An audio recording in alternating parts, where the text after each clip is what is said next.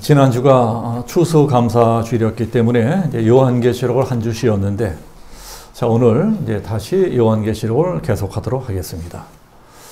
자, 오늘 말씀에 그 유명한 666표가 나옵니다. 666에 대한 이야기는 많이 들어보셨을 것입니다. 666표를 받는 이야기는 너무나 유명한 이야기입니다. 워낙 흥미진진한 이야기라서 꼭 판타지 소설이라든가 공상 과학 영화에 나오는 것 같은 그런 이야기입니다. 그래서 교회 다니지 않는 분들까지도 이 이야기는 다 알고 있어요. 그러면 도대체 666표라는 것이 무엇이냐? 자, 짧은 시간이라서 이제 다 말씀드릴 수는 없지만, 그래도 성경을 보면서 하나하나 공부해 보도록 하겠습니다. 자, 1절을 보세요. 자, 1절을 보면, 내가 보니 바다에서 한 짐승이 나오는데, 요한이 환상을 보고 있습니다. 근데 환상 가운데 바다에서 짐승 한 마리가 올라오는 것을 보게 됩니다. 바다가 뭘 뜻할까요? 바다는 성경에서 열국을 뜻합니다. 세계 모든 나라를 뜻합니다. 그럼 바다에서 짐승이 나왔다는 것은 무엇이냐? 어떤 세계적인 정치 지도자가 나타났다는 것입니다. 근데 뭔가 느낌이 좀 무시무시합니다. 짐승같이 무서운 지도자가 나타난 것입니다. 자, 그게 누굴까요? 적그리스도입니다.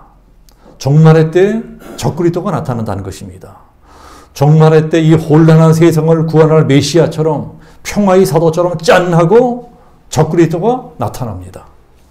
자, 뿔이 10이고 머리가 7이라 10개의 뿔에 10개의 왕관을 썼습니다. 뿔과 왕관은 이 세상 권력을 상징합니다. 그러니까 적그리스도가 막강한 권력을 갖게 된다는 것입니다. 인류의 기나긴 역사 가운데 그 어떤 통치자도 갖지 못했던 막강한 권력을 가지고 전 인류를 통치하게 됩니다. 또 7과 10은 완전수입니다. 자, 완전수. 7과 10은 그러니까 하나님에게나 쓸 수 있는 그러한 숫자입니다. 그런데 적그리스도가 마치 자기가 하나님 같은 권세를 가지고 세상을 다스린다는 것입니다. 자기가 하나님인 것처럼 그래요. 또 실제로 맨 나중에는 자기가 하나님이라고 선포를 합니다. 그리고 자기를 경배하라고 명령을 합니다. 그러니까 하나님처럼 사람들에게 예배를 받는 것입니다. 이것은 그야말로 신성모독의 극치입니다. 자, 그래서 성경 보면 그 머리들에는 신성모독하는 이름들이 있더라. 자, 여러분, 우리들도 꿈이 있지만 사탄도 꿈이 있습니다. 자, 사탄도 꿈이 있다면 무슨 꿈일까요? 사탄의 꿈은 자기가 하나님처럼 되는 것입니다. 사탄의 꿈은 자기가 드디어 하나님이 되는 것입니다. 사탄이 가장 소원하는 것은 하나님처럼 예배를 받는 것입니다.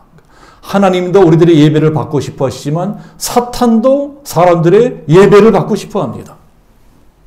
그래서 하나님께 드리는 예배를 결사적으로 방해하고 자기가 대신 그 예배를 받으려고 하는 것입니다. 우리들은 우상의 뒤에는 사탄이 있다. 이것을 아셔야 됩니다. 사람들이 아무것도 모르고 돌부처에게 절하고 우상에게 절을 합니다. 그러나 실제로는 그 절을 누가 받고 있느냐? 사탄이 받고 있는 것입니다. 우리들이 아무것도 모르고 제사 때 조상신에게 절을 합니다. 그러나 실제로 그 절을 받고 있는 것은 악한 마귀, 악한 영들, 귀신들인 것입니다. 우리의 조상들을 빙자해서 찾아서 우리의 예배를 받는 것입니다. 종말의 때가 가까우면 가까워질수록 예배를 위협받는 이들이 급증할 것입니다. 사탄 마귀가 계속 하나님께 드리는 예배를 방해할 것입니다. 코로나 때문에 교회에서 제대로 예배드리지 못합니다.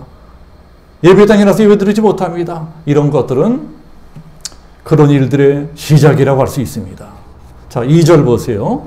자, 2절 보면 짐승이 어떻게 생겼느냐? 표범같이 생겼고 곰같이 생겼고 사자같이 생겼습니다. 자, 이것은 우리가 다니엘서에서 배웠죠. 다니엘서 7장에도 똑같은 말씀이 나옵니다. 다니엘의 꿈에 4마리 짐승이 나오는데 표범 같고 곰 같고 사자 같고 또 무시무시한 이빨을 가진 짐승도 나옵니다. 자, 그것이 뭘 상징하는 것이라고 그랬죠? 고대 세계를 다스리던 제국들입니다. 바벨론, 페르시아, 헬라, 로마. 자, 그런 제국들이 하나님께서 보시기에는 짐승같이 보입니다. 짐승 같은 존재들입니다. 그런데 누가 그런 권세를 주느냐? 용이 준다는 용이. 용이 자기의 능력과 보좌와 큰 권세를 그에게 주었더라. 자, 용이 누구라 그랬죠? 용은 사탄입니다. 사탄이 그에게, 적그리스도에게 강력한 권세를 주었다는 것입니다.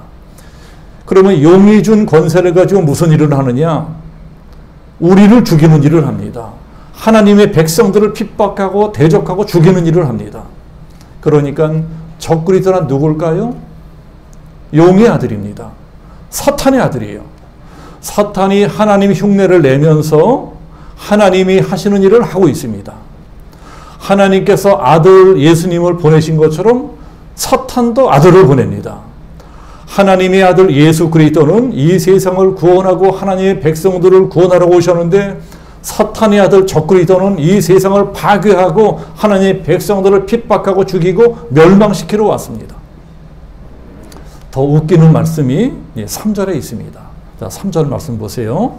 3절 말씀 보면 그의 머리 하나가 상하여 죽게 된 것 같더니, 이게 무슨 말씀일까요? 적그리스도가 죽게 되었다는 거예요. 머리에 치명적인 상처를 입었습니다. 제 생각엔 아마도 암살 음모가 있었던 것 같습니다. 암살을 당한 거예요. 워낙 세계적인 정치가고 독재자니까 충분히 그런 일들이 일어날 수 있습니다. 로마 황제들도 암살을 두려워했습니다. 히틀러도 암살을 두려워했습니다. 스탈린도 암살을 두려워했습니다. 김일성이도 암살을 두려워했습니다. 모든 독재자들은 항상 암살을 두려워합니다. 적그리스도도 마찬가지일 것입니다. 그런데 적그리스도는 교활하게 암살한 것까지도 정치적으로 이용하려고 합니다. 누군가가 적그리스도를 총으로 저격했던 모양이에요. 암살을 총을 쏜 모양이다. 빵! 총을 쏩니다. 이게 머리에 저격을 당했어요. 워낙 치명상을 입어서 거의 죽게 되었습니다. 의학적으로도 뇌사 상태에 빠졌을 것입니다. 사망 선고가 내려졌을 거예요. 가망이 없다. 자, 그런 상황이 전 세계에 실시간으로 생중계될 것입니다. CNN으로 방송될 거예요. 뭐 총에 맞아 쓰러지는 모습, 앰뷸런스에 실려 병원 가는 모습, 막 수술하는 모습, 다 이런 것들이 생방송으로 다 전 세계 중계가 됩니다. 그러다가 마침내 사망 선고가 내려지고 조기가 올라가. 조기가. 자, 우리의 영명한 지도자가 애석하게 서거했습니다. 그래서 적그리스도를 따르고 추종하던 전 세계 모든 사람들이 막 애도합니다. 그런데 얼마 안 있다가 놀라운 일이 벌어진다는 거예요. 자, 무슨 일이요? 성경 보시면 그 죽게 되었던 상처가 나음에 적그리스도가 기적처럼 다시 살아난다는 것입니다. 기적적으로 다시 살아나서 사람들 앞에 짠 하고 나타납니다. 그러니 어떻게 되겠습니까? 성경 보면 온 땅이 놀랍게 여겨 짐승을 따르고, 뭐 이건 그야말로 거의 신적인 존재가 된다는 것입니다. 이제는 그냥 정치가가 아니에요. 신적인 존재가 되는 것입니다. 자, 그러니까 생각해 보세요. 자, 이것이 뭐하고 비슷한 사건입니까? 자, 이게 무엇을 흉내낸 사건 같습니까? 예수님의 십자가 죽음과 부활을 흉내낸 사건입니다. 사탄이 적그리스도를 신적인 존재로 만들기 위해서 고도로 연출해낸 이 사건인 것입니다. 그래서 성경에 나와 있지 않지만 제 생각에는 적그리스도가 아마도 3일 만에 다시 살아났을 것 같아요. 예수님도 3일 만에 다시 부활하셨으니까 자기도 3일 만에 부활해야 됩니다. 자, 그렇게 해서 그때부터 적그리스도는 사람이 아니고 신 같은 존재가 됩니다. 자, 결국 4절을 보시면 자, 어떻게 됩니까? 용이 짐승에게 권세를 주므로 용에게 경배하며 짐승에게 경배하여 이르되, 자, 마침내 용, 즉 사탄이 경배를 받게 된다는 것입니다. 사람들이 지금 우리가 하나님께 예배 드리는 것처럼 사탄에게 예배를 드리게 됩니다. 우리가 지금 예수 그리스도에게 예배를 드리는 것처럼 사람들이 적그리스도에게 예배를 드리게 되는 것입니다. 창세일에 오매불망 꿈꾸었던 사탄의 꿈이 드디어 이루어지는 것입니다. 자기도 하나님처럼 전 인류의 예배를 받는 게 꿈이었는데 마침내 그 꿈이 이루어지는 것입니다. 모든 인류가 사탄을 경배하고 적그리스도를 예배합니다. 그래서 자기가 꼭 하나님인 것처럼 말하고 하나님인 것처럼 행동을 합니다. 자, 4절 끝을 보시면 이런 말씀이 있죠. 누가 이 짐승과 같으냐? 누가 능히 이와 더불어 싸우려 하더라. 자, 이 말씀이 어디 나오는 말씀입니까? 이것은 시편에 나오는 말씀입니다. 다윗이 하나님을 찬양할 적에 쓰는 말이에요. 하나님께 찬양할 때 쓰던 말씀을 똑같이 사탄이 적그리스도가 자기를 위해 쓰고 있습니다. 그리고 이제 뭘 합니까? 자, 5절을 보시면 또 짐승이 과장되고 신성모독을 말하는 입을 받고 이제는 적그리스도가 대놓고 하나님을 욕한다는 것입니다. 이제는 대놓고 하나님과 하늘에 있는 천군 천사들과 구원받아서 천국 올라가 살고 있는 성도들, 구원받은 영혼들을 대놓고 저주합니다. 자, 8절 보시면 짐승이 입을 벌려 하나님을 향하여 비방하되 그의 이름과 그의 장막 곧 하늘에 사는 자들을 비방하더라. 사탄과 적그리스도가 이제 막 가는 겁니다. 막 종말의 때를 향해서 막 달려가고 있는 것입니다. 막 세상이 엉망이 돼가고 있습니다. 자, 그런 것들을 본격적으로 시작하게 되는 때가 언제냐? 자, 5절을 보시면 또 42달 동안 일할 권세를 받으니라. 자, 여기서도 42달이 나오죠. 42달은 1260일입니다. 그러니까 3년 반이에요. 다니엘서에 나오는 한 때와 두 때와 반 때, 그때가 이때입니다. 그러니까 이때는 7년 대환란 기간의 후반기입니다. 이제 후반기에 접어들었어요. 그러니까 전반기 3년 반 동안은 적그리스도가 온 세상을 다스릴 모든 작업을 다 마친 상태입니다. 이미 전 세계를 완전히 자기들 것으로 만들어 놓았습니다. 하나님께로부터 이 세상을 완전히 빼앗아 버렸다 생각을 합니다. 그래서 더 악한 짓을 합니다. 더 악하게 굽니다. 자, 무슨 일을 해요? 이제 7절을 보면 성도들과 싸워 이기고 성도들과 싸워 이겼다는 거예요. 이 땅에 남아있는 성도들을 지독하게 악랄하게 핍박해서 완전히 씨를 말려버리려고 합니다. 자, 그때까지 이 땅에 남아있는 성도들이 누구라 그랬죠? 휴거되지 못한 성도들입니다. 뒤늦게 예수님을 믿게 된 사람들이에요. 그 사람들이 적그리스도가 통치하는 약한 세상 가운데 목숨 걸고 힘겹게 예수를 믿고 있습니다. 꼭 지금 북한의 지하교회 교인들처럼 숨어서 멀리 예배드리고 있습니다. 그런 일은 지난 2000년 세월 동안 계속 나타났었습니다. 로마 제국의 지독한 핍박을 받으면서도 성도들이 카타콤에 숨어 예배를 드렸습니다. 이슬람 제국의 통치를 받을 적에도 산꼭대기에 올라가서 수도원을 만들어 놓고 예배를 드렸습니다. 스탈린이 통치하던 무시무시한 소련에서도 기독교는 끝까지 살아남았습니다. 모택동이 통치하던 중국에서도 몰래 숨어 예배드리던 지하계 교인들이 있었다고 합니다. 그런 것처럼 적그리스도가 통치하는 무서운 세상에서 끝까지 믿음을 지키는 성도들이 남아있다는 것입니다. 그러나 점점 더 최악의 상황, 최악의 한계 상황이 다가오고 있습니다. 자, 11절을 보시면 또 다른 짐승이 땅에서 올라오는 것이 나옵니다. 자, 어디서 올라온다고요? 땅에서 올라와요. 자, 1절에 나오는 첫 번째 짐승은 바다에서 올라왔습니다. 그런데 두 번째 짐승은 땅에서 올라옵니다. 그러니까 이 두 짐승은요, 서로 다른 짐승이에요. 두 짐승은 생긴 것도 다르게 생겼습니다. 자, 첫 번째 짐승은 표범 같고 곰 같고 사자같이 생겼습니다. 그런데 두 번째 짐승은 어린 양같이 생겼어요. 그러니까 이 어린 양처럼 이 구불구불한 뿔, 그 뿔이 있어요. 그 어린 양의 뿔로 뭘 싸우겠습니까? 그러니까 순한 동물이에요. 그러니까 순하게 생겼다는 것입니다. 성경에서 어린 양은 누구를 상징합니까? 예수님을 상징합니다. 두 번째 짐승이 어린 양의 모습을 하고서 예수님의 흉내를 내는 것입니다. 그런데 정작 말은 누구처럼 하느냐? 용처럼 말한대요. 흉내는 예수님의 흉내를 내면서 말은 사탄의 말을 하는 것입니다. 그러니까 이 짐승의 정체가 무엇일까요? 거짓 선지자입니다. 거짓 선지자. 간교한 말로 사람들을 미혹합니다. 첫 번째 짐승, 곧 적그리스도가 무시무시한 공포 정치로 사람들을 굴복시키려고 한다면, 두 번째 짐승 거짓 선지자는 간교한 말로, 종교적인 언어로 사람들을 미혹시키고 사로잡아서 자기 것으로 만듭니다. 그래서 어떤 신학자는 이것을 사탄의 삼위일체다 이렇게 말합니다.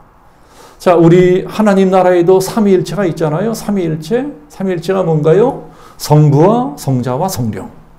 하나님과 예수 그리스도와 성령님. 이것이 성삼위일체입니다. 그런데 사탄이 그것을 똑같이 흉내내서 사탄의 삼위일체를 만들어냅니다. 사탄과 적그리스도와 거짓 선지자를 만들어내는 거예요. 사탄의 아들이 적그리스도고 적그리스도가 부리는 거짓 영이 거짓 선지자입니다. 그러니까 두 번째 짐승은 첫 번째 짐승의 아바타 같은 것입니다. 아바타. 첫 번째 짐승이 시키는 대로 합니다. 그러니까 두 번째 짐승은 첫 번째 짐승을 경배하고 예배하는 쪽으로 사람들을 인도하는 것입니다.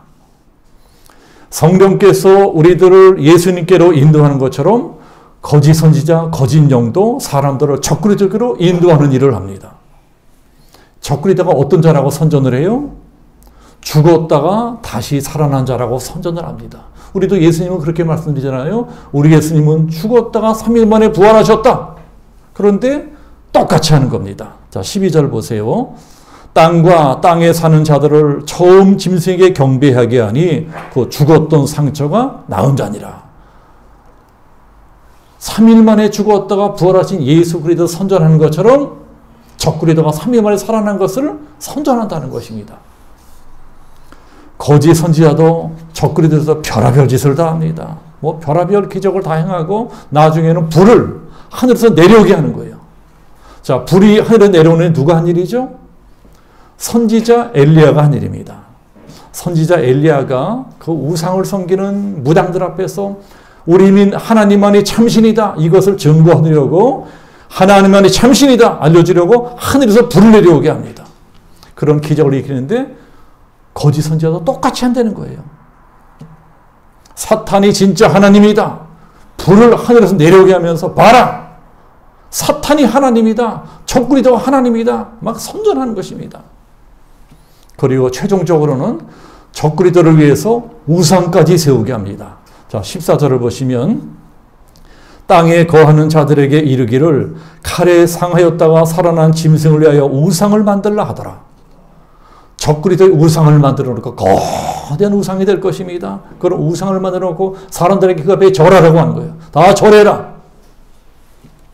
이 사람들을 심리적으로 무력하게 만들어 놓고 복종시키게 할 수 있는 가장 효과적인 방법이 우상을 활용하는 것이라고 합니다. 거대한 우상을 만들어 놓고 그 앞에 절을 하게 하면 모든 사람들은 심리적으로 위축이 되면서 굴복하게 된다고 합니다.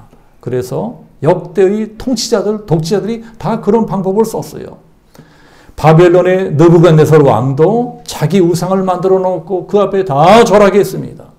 로마 황제들도 자기 우상을 만들어 놓고 모든 백성들이 황제 우상 앞에 다 절하게 했습니다. 역사상 거의 모든 독재자들이 우상 숭배를 통치 행위에 사용을 한 것입니다.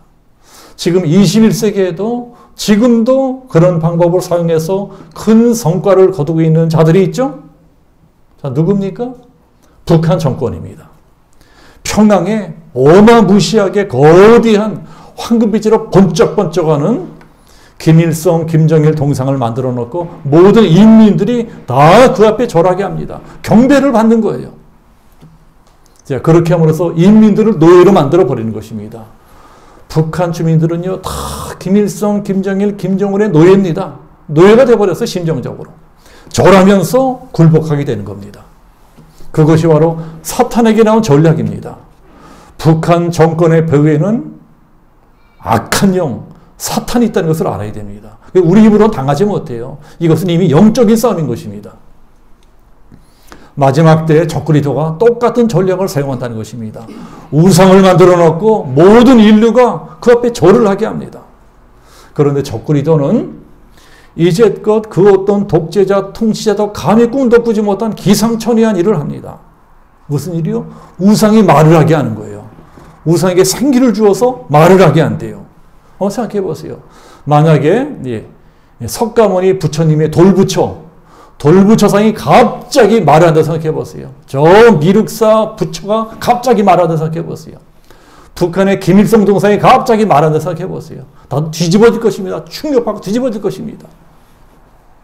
그런데 실제로 종말의 때 그런 일이 일어난다는 거예요. 자, 15절 보면 그가 권세를 받아 그 짐승의 우상에게 생기를 주어 그 짐승의 우상으로 말하게 하고, 그 광경을 보고 다 뒤집어져 놀라 자빠집니다.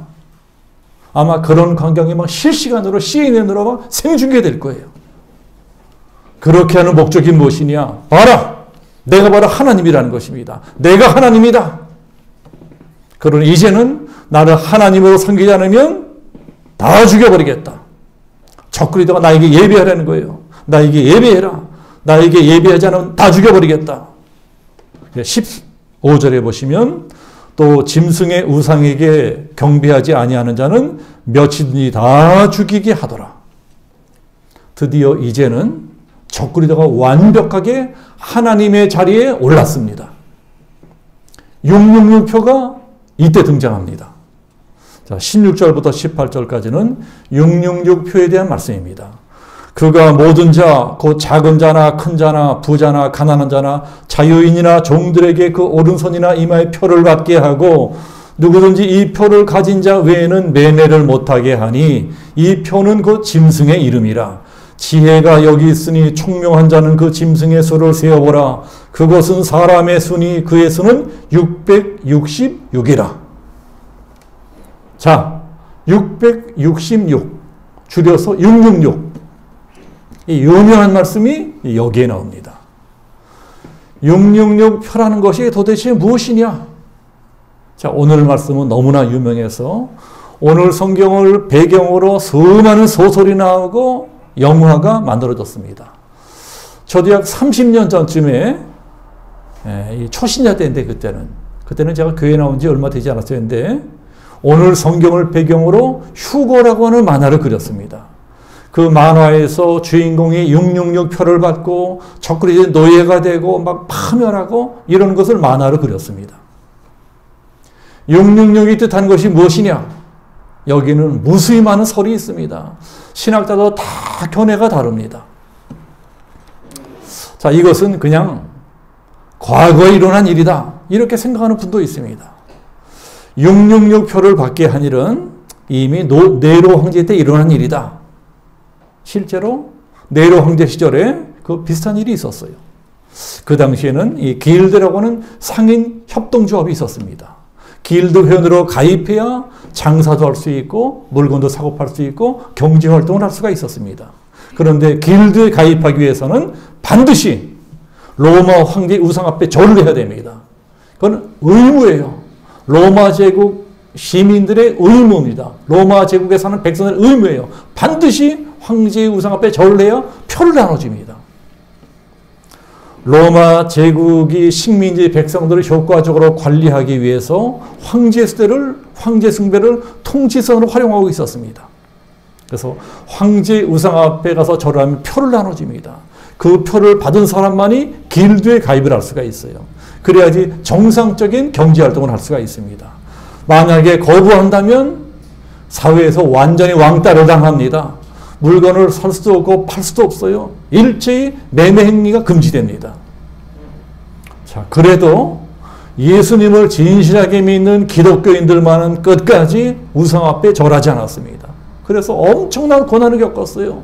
표가 있어야 물건을 사고 팔고 하는데 그 표를 받지 못하니 무수한 불이익과 어려움을 당했습니다. 그럼 왜 666이라고 할까요?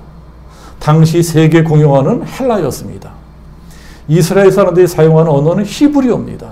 그래서 히브리어를 헬라어로 번역하기 위해서 이 자음과 모음에 일일이 숫자를 붙여서 풀이하는 그러한 게마트리아 방식이라고 하는 것이죠. 게마트리아 방식. 그러니까 숫자의 자음과 모음에 숫자를 붙여서 그 문자를 해석을 합니다. 그때 역사상 최초로 기독교를 핍박했던 황제가 누구였죠? 네로였으면 네로. 황제 네로를 카이사 네론이라고 합니다. 그런데 카이사 네론을 그 게마트리아 방식으로 숫자로 풀면은 666이 나온대요. 그래서 666은 바로 네로를 뜻하는 것이다.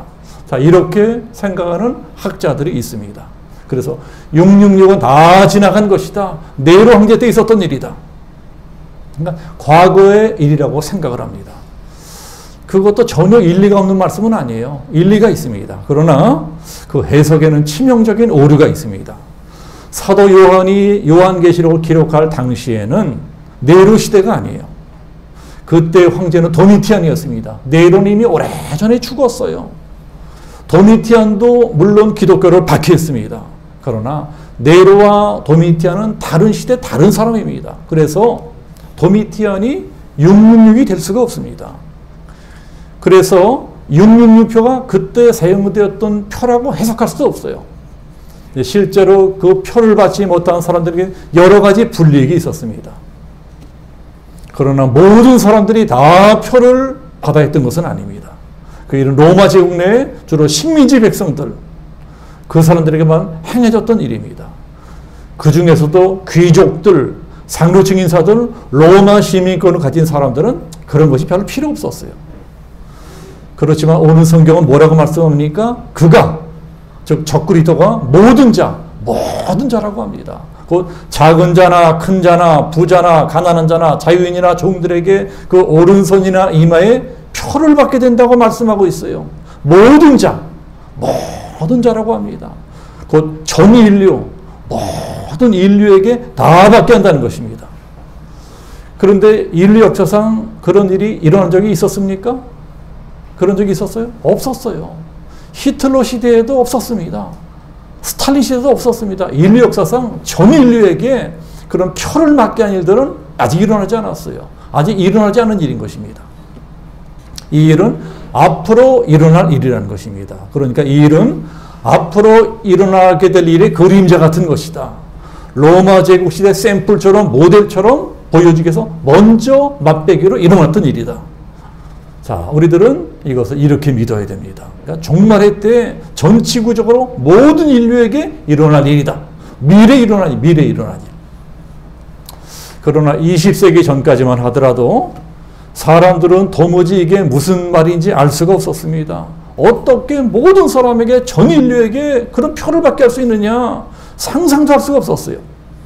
그런데 20세기 들어서면서 과학 문명이 비약적으로 발전하기 시작합니다. 컴퓨터라는 게 생겨났어요. 그때부터 혁명적인 변화가 일어납니다. 사람들이 현금 대신 신용카드를 쓰기 시작합니다. 바코드가 생겨났어요. 물건 살 때 갖다 대면 삐빅 저절로 계산이 돼버립니다. QR코드 생겨났어요.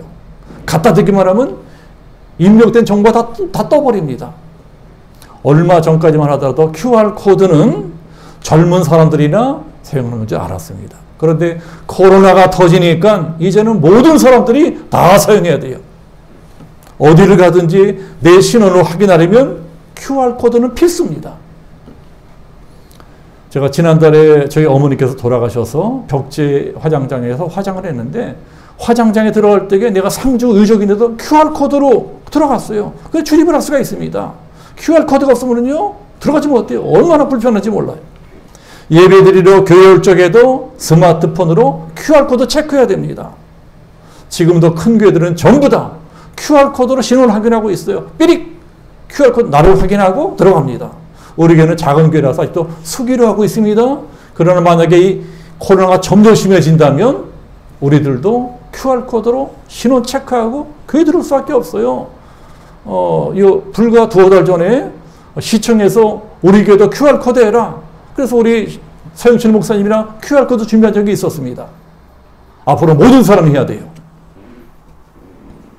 문제는 이런 것들이 불편하다는 겁니다. 전부 다 따로따로니까 불편해요.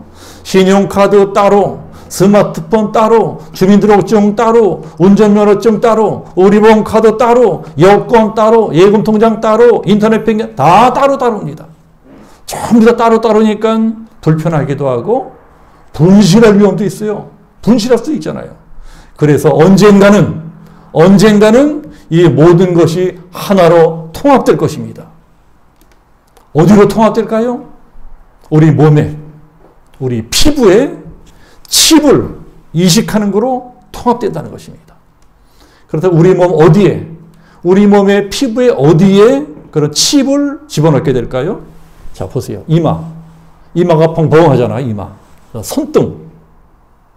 손등이 펑펑하잖아요. 아마도 오늘 성경에도 이마와 손에 표를 받겠다 그랬어요. 이마가 평평하잖아요. 여기에 감쪽같이 이 안에 칩을 지나갈 때 이마가 삑 통과하는 거예요. 삑 개선되는 것입니다. 손등의 세계, 손등에. 겉으로 드러나지도 않아요. 그래서 어디 갔지? 삑! 손만 갖다 대면 그냥 무사 통과합니다. 삑! 갖다 대면 계단 다 되는 겁니다. 이게 신용카드예요. 이게 주민등록 카드인 것입니다. 여러분, 이런 시대가 도래한다는 거예요. 이런 정보들을 전부 다 슈퍼컴퓨터로 다 관리합니다. 빅데이터를 다 저장해서 활용할 수 있습니다. 이런 것은요, 지금 기술로도 얼마든지 가능할 수 있대요. 우리들이 갖고 있는 기술로도 이건 얼마든지 할 수 있대요. 기술이 없는 게 아니거든요. 그런데 왜 못하고 있느냐? 반대하는 사람들이 많거든요. 인권 문제가 생길 수 있습니다. 개인정보가 악용될 수도 있어요. 그래서 편리한 줄 알면서도 아직은 하지를 못합니다. 미국 오바마 행정부 때, 오바마 정부 때 이런 거를 한번 시도하려고 한 적이 있었다고 합니다. 오바마 케어라고 하는 거 들어보셨을 것입니다. 오바마 케어. 이것은 이제 미국판 의료보험 제도라고 생각하시면 돼요. 미국은 아직도 국가에서 전 국민들을 대상으로 하는 의료보험 제도 같은 건 없어요.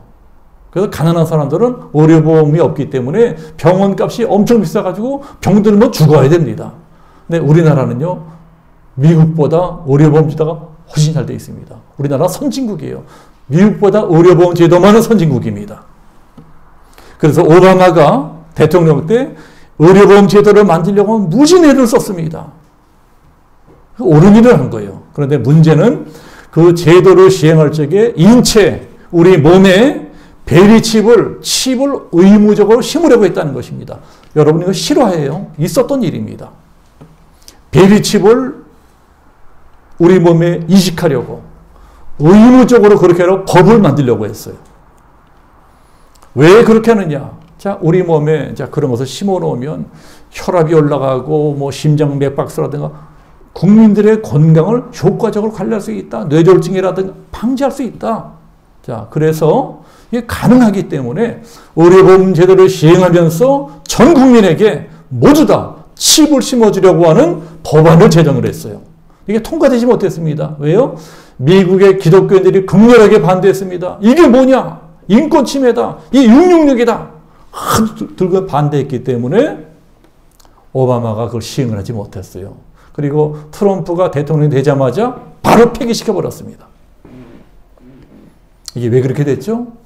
아직은 때가 아니기 때문에 그렇습니다. 때가 아니기 때문에 사람들의 별의별 시도를 다해도 아직은 그런 일이 일어나지를 못한 것입니다. 그러나 언젠가는 그 일이 현실이 되어서 우리 눈앞에 나타날 것입니다. 때가 되면 적그리스도가 나타날 것입니다. 적그리스도가 나타난다면 세상은 갑자기 달라질 것입니다. 우리들은 올 한 해 동안 세상이 이렇게 갑자기 달라지는 수도 있구나. 이거를 보고 있잖아요. 지금 다 마스크 쓰고 있잖아요. 거리는 다 마스크 쓰고 다녀요. 이런 세상을 우리가 작년만 하더라도 꿈이나 꿨었습니까?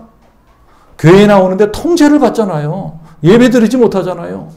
이런 세상은 꿈도 꾸지 못했어요. 근데 갑자기 바꿔진 것입니다. 갑자기. 그렇게 될 수 있다는 거예요. 적그리스도가 나타나면 갑자기 세상이 바꿔집니다. 갑자기. 세상 바꿔지는 순식간입니다. 666은 절대로 과거의 일이 아닙니다. 지금 이 순간도 현재 진행형으로 준비되고 있는 일이에요. 앞으로 반드시 일어난 일입니다. 666은 무엇이냐? 666은 사람의 숫자입니다. 777이 하나님의 수라면 666은 사람의 수고 사탄의 수고 인간들이 이뤄낸 첨단 과학 문명의 수입니다. 오늘날 첨단 과학 문명의 핵심은 정보입니다. 전 세계 모든 정보 시스템을 독점하고 그 정보를 독점하는 자가 나타난다면 그 자가 바로 적그리스도가 될 것입니다. 어느 날 갑자기 세상이 바뀌면서 적그리스도가 혜성처럼 나타날 거예요. 그리고 우리 인류가 오랜 세월 동안 일으켜낸 첨단 과학 기술을 악용할 것입니다. 전 인류에게 666표를 받게 하는 끔찍한 세상이 도래할 것입니다. 666표를 받게 된다면 적그리스도의 노예가 됩니다. 적그리스도에게 모든 일거수일투족을 감시당하게 됩니다.